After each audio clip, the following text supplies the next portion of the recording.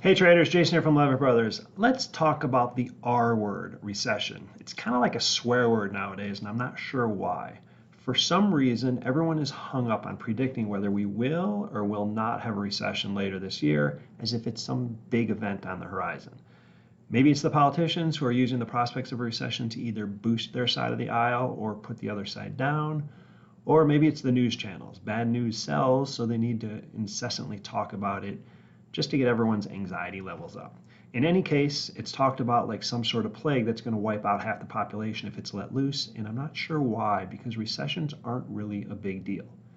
Between 1955 and 2010, there were about 10 or 11 recessions, depending on how you count.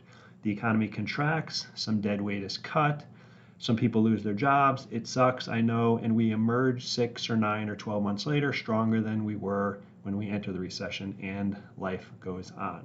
It's happened a dozen times going back to the 1950s, and overall the US economy has been the strongest in the world.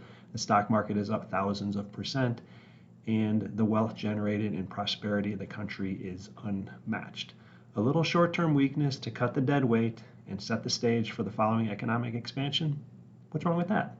Which brings me back to my original question. Why is everyone freaking out about a recession? Honestly, why?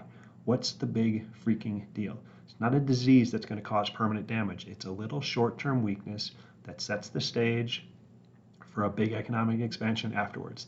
Give it some thought. If we don't have a recession, the economy will do fine and the market will generally be pretty good. If we have a recession, the economy will soften, the market will take a little bit of hit. Okay? But that'll just set the stage for an even bigger move in the future. Either scenario is just fine. Don't fear a recession. Don't get all nervous and scared about the prospects of recession. They are no big deal.